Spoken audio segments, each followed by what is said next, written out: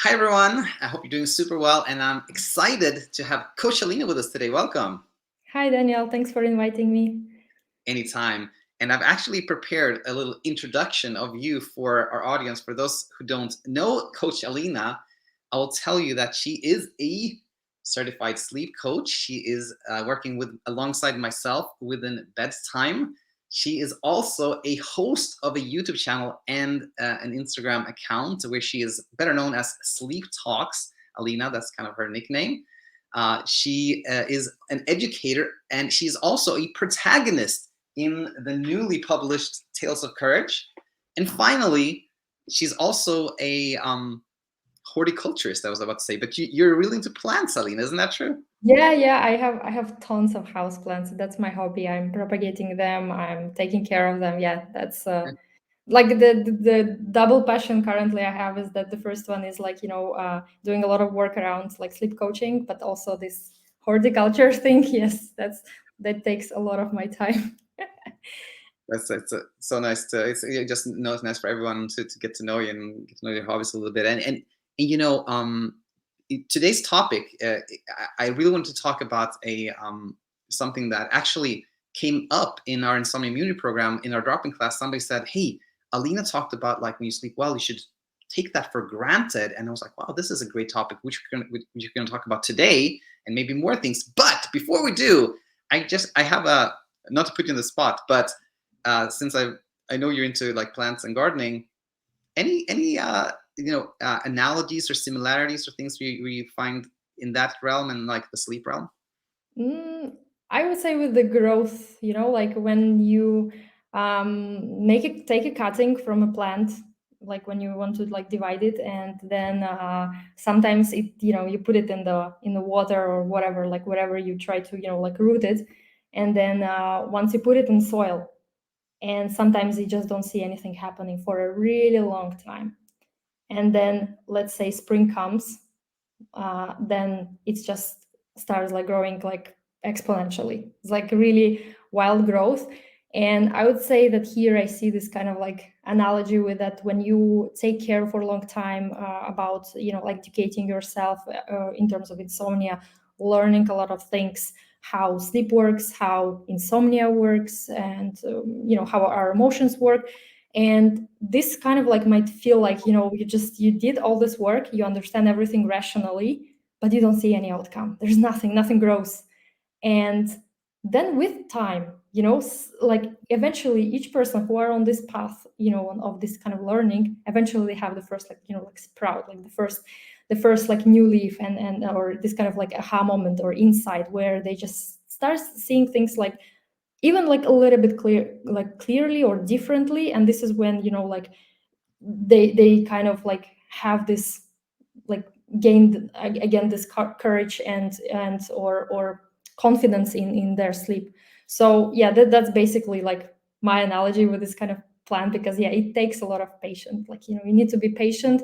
You need to understand that there are some things when we are teaching our brain to unlearn fear, there are some processes that happen and we don't really control them. We are not in control. We don't know how they happen. Seriously, if you try to figure out how do we stop, how do we stop feeling anxious, we don't know. I don't know how that happens. There is no a plan. There is no like formula for making yourself like to stop being anxious. It just happens when you let some time pass. So we can kind of like let this mystery be here and just not really like try to get involved into this. And then at some point, like that kind of aha moment or understanding comes back. And yeah, that's yeah, No, it's it was beautiful. not too much like Super nice, and like I think abstract. as you're talking, I can just visualize that you see sort of like the plot of the dirt or the plant, like or the planter or something like that, and there's nothing, like nothing is happening, but Yeah. you And know it's that. super messy. It's super messy when you plant it. Oh yeah. Seriously, when I do planting, like I have like for several days, it takes me like to clean my apartment because that's a lot of plants. Yeah, Oh, so and it's messy. you do like a bunch of cutting, like the cutting work. You do all that in kind of one day. Yeah, but cuttings is the easiest part because you just chopped it and you put it in the water or in some sphagnum moss or something like that. But But the worst part is planting them in the soil, because eventually cuttings grow roots, and then you have to put them in the soil. That's the dirtiest part.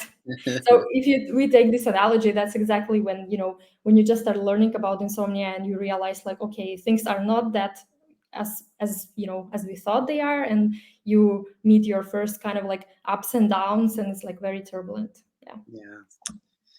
Very, very nice. Now, going there again, one of the reasons I wanted to talk to you today was this teaching that, again, one of our clients in the immunity program brought up, and it really resonated with me. And again, he said, he said, I listened to this YouTube video with Alina, with Coach Alina, and she said that when we sleep well, just take it for granted. Can you expand on this? Sure. So, I mean, usually, like, it came from my personal experience, where I've been doing this like for a long time, and this kind of like my celebration of good nights, and this came, like, it was happening so naturally to me. So I felt like, okay, I slept 6 or 7 or 8 hours, compared to the nights where I could sleep like 0 hours or 1 hour, something like that. Then I was like super happy. I felt like, it's a gift. It's something that, I managed to get something. And then I felt like all this, hope, appreciation, I valued it so much. So for me, that at that time, my kind of mindset was that, yes, like, like feel that sleep is something precious, like really, really, like, celebrate it, feel that, I don't know, feel joy, feel gratitude, and so on and so on. So, which is like, in principle, it's good, when you get something like what you didn't expect, it feels nice, and you feel like these are positive emotions, right? There's nothing wrong about feeling, joy from feeling great, or sleeping well. But at the same time, I see that it kind of creates this. It already, in the video, I said it, that it already plants the seed of a future frustration, because like suddenly what happens at that moment when you react on your good night is that you give your brain a comment that, yes, I want more of this, I really need that. And now the brain gets like, okay, it's kind of like learning by reinforced outcome. So you get some positive outcome, then the brain tries to figure out how to produce more of it, and naturally, yeah. So this is where all future sleep efforts like grow. So yeah, so basically the celebration already kind of lifts you up, in your general kind of uh, well-being and so on. So you feel like super hopeful and so on. But then that means that the falling down is also like from a much higher height than if you would just react to it like neutrally. Because that's the truth here, is that by neutral reaction to good nights produces also a neutral reaction to bad nights as well. And we want that neutral reaction, or actually we don't want to have any reaction in general, neither for good nights or for bad nights. And this is why when we usually teach that, when something, like a poor night's sleep happened, and when we just kind of like don't try to feel like too frustrated, or just take it easy and so on, not to react to that. In kind of theory, it's a kind of correct advice, but at the same time, it's not that easy, because like those difficult emotions are also beyond our control. We cannot just stop ourselves, just okay, just feel great now, or just don't think about sleep. That's not possible.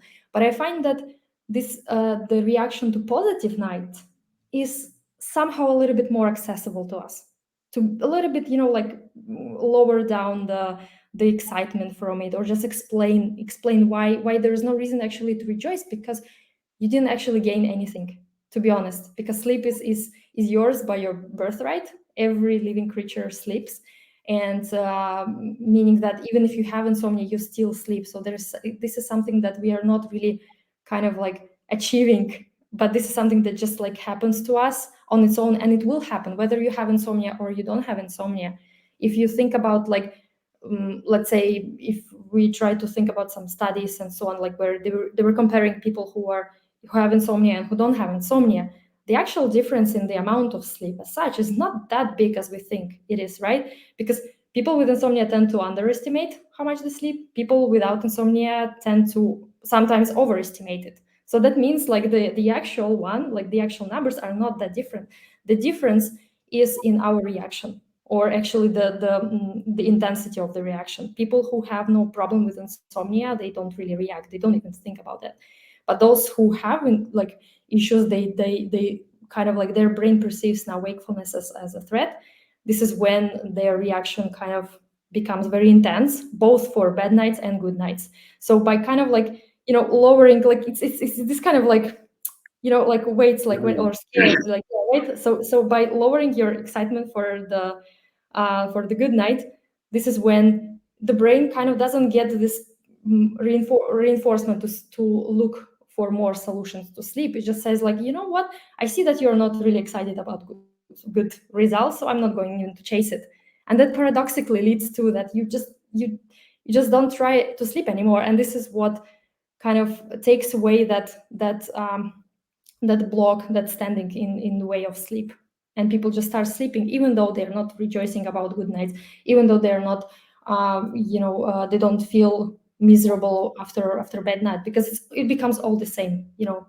So the sleep kind of loses its emotional colors. It just becomes like just the same thing. And this is where the path to like peaceful sleep is. Yeah. Absolutely. Super well said. And you know, as I was listening to you, like, you know, the ideas behind what you just presented are, you know, quite familiar to me. But one thing that I've never really pondered or thought about was how you said that it's maybe a little bit, somehow a little bit easier for us to, when we find ourselves like celebrating, to go into like, oh, wait a minute, maybe I don't really need to celebrate. Sort of like to take an emotional level from up here to like down here. That's more available to us It's than more like, accessible, I would say. Yeah. Yeah. and then that again leads to a more peaceful place. Really, really interesting, and I believe 100% true. And now my sort of follow up to this was that I want to share something that I often teach and that I find helpful, and I want to hear your thoughts on this. Was that something that maybe can make it easier to find ourselves more sort of neutral here is the attribution. You know, when we when we look at, okay, what do we attribute this to? Like when we have a night where we sleep more, then if we attribute to like I did this and I did that, then that's tricky. But when we see that, as you said, it just happened, I don't need to attribute it to anything really. It just happened. And then when we have a night where we don't sleep much, we can also attribute that to something obvious. Either it was kind of an obvious external stressor, or like I was anxious. It's kind of obvious. I didn't sleep much because there was some anxiety there. And when there was nothing else, when we attribute these two things, if you will, then it also can help things make it a little more neutral. But is that, what do you think of that, and what are your reactions to this, Alina? Yeah, that totally makes sense. And you know, I made then after that video about like take it for granted, I made a second video which was about like why we feel more anxious after a night of good sleep. And one of these kind of reasons was exactly that the brain kind of tries to figure out what you did right. And this is the trick, because then, you know, like the brain tries to figure out like, okay, maybe I did some breath work, or I took some supplement and this worked, and so on and so on. And when we sometimes cannot find that reason why it happened, we feel like we are armless completely. We don't know, like, seriously, and it can create this like this kind of paradoxical state where we sleep well, but we still also like feel anxious, and like celebratory at first, but then anxious. And I totally agree that when we kind of like explain it away, that there is no magic behind it, there is literally nothing that you did that actually worked, because nothing is supposed to work on sleep. And then when you apply the same logic to nights where you sleep like worse or like less, you're more anxious. Sometimes is I can remember myself like also kind of explaining it away by just something like, I don't know, it's something in the air, I don't care.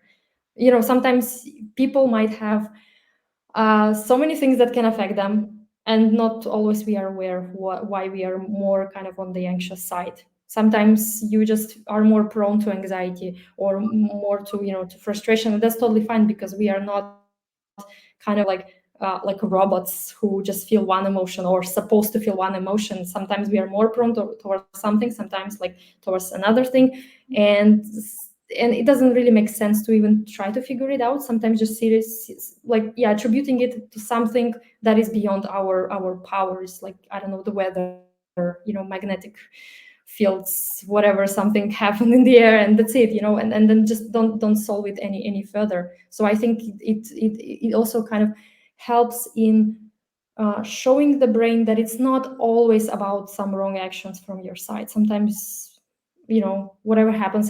That's, or what is the phrase, like, it is what it is.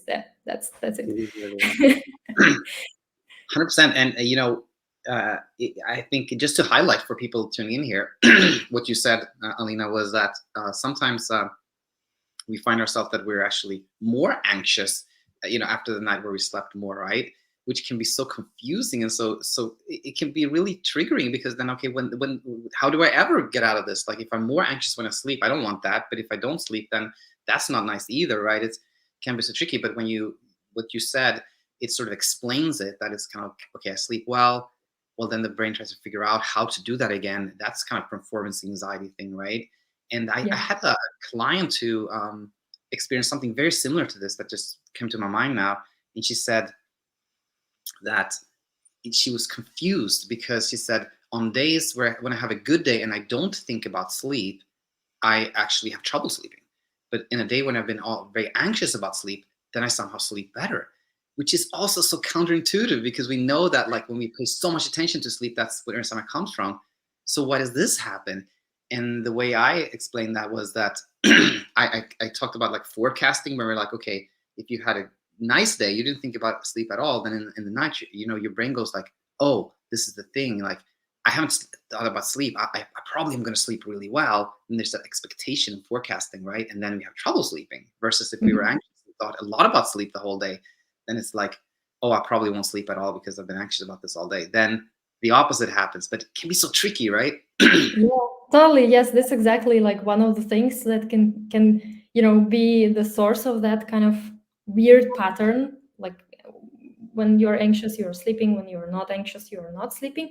And I can think of one more kind of like reason why that happens, and it is that, like, when we know that we are anxious, we understand where the sleeplessness comes from. So we might feel like, hyper rust for some time. We might have like delayed onset, but we know why it is happening. Like, yes, this anxiety is now bothering me. I hate it so much, and so on. So you kind of like feel, you understand what is happening to you, and you might not be particularly pleased with that situation, but at least you know what is happening to you. So there is a reason for your sleeplessness.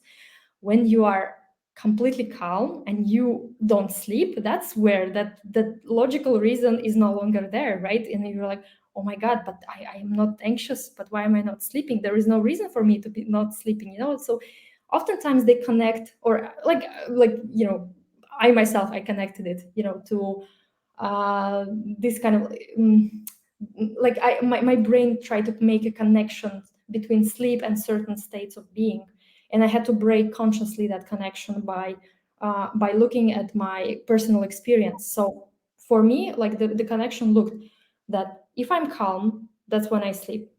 If I'm anxious, that's when I don't sleep. So it's kind of like very very straightforward, right? Like in my head. So that means that I should be less anxious so that I could sleep.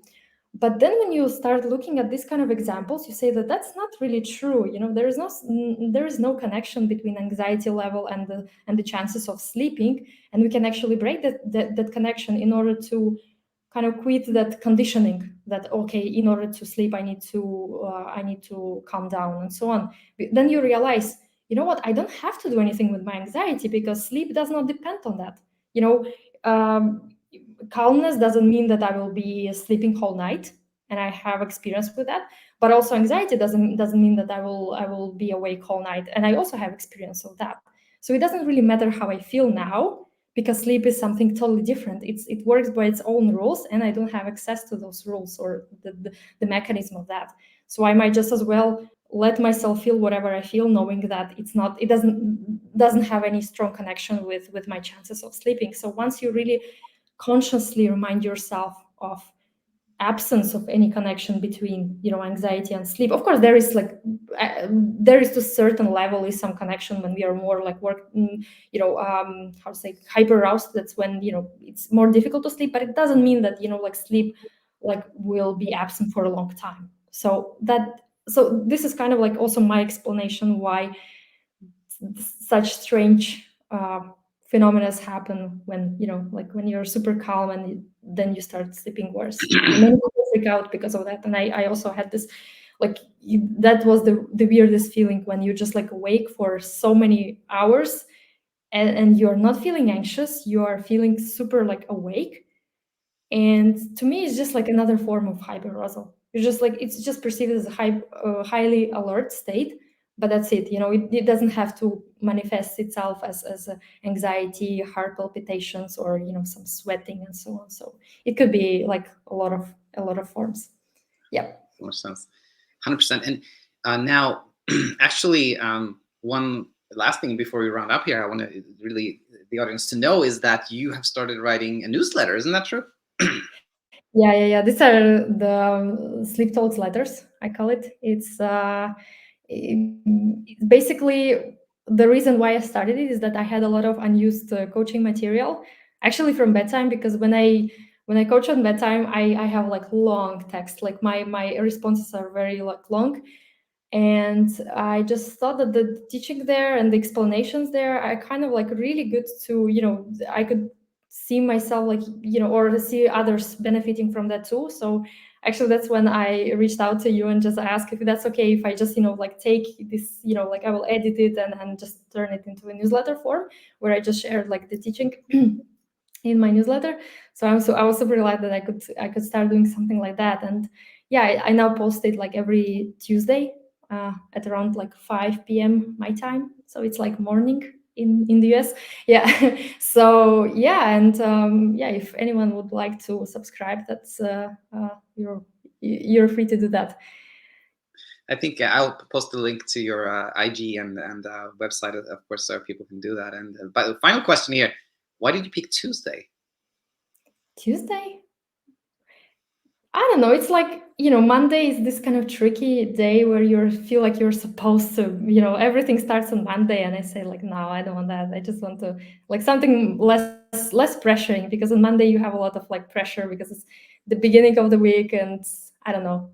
I think that's one of the explanations, or maybe it's just like a random pick. I don't Yeah, know. I send my newsletters on Fridays, and I picked that because I had this idea that everybody's in a good mood on a Friday, so they get a newsletter and they'll be like, "Oh, this is nice." I don't know. That was my rationale Yeah, but behind that's so good, because then like people, if a person is subscribed both to my newsletter and your newsletter, then they will have like they will have some how to say regularity. So they will get on Friday something from you, on Tuesday something from me, and then that. it. There you go. Absolutely, I believe 100%. So, but thanks so much, Alina, for being here, and Thanks for we'll inviting do me. this again. Yeah, sure. Bye now.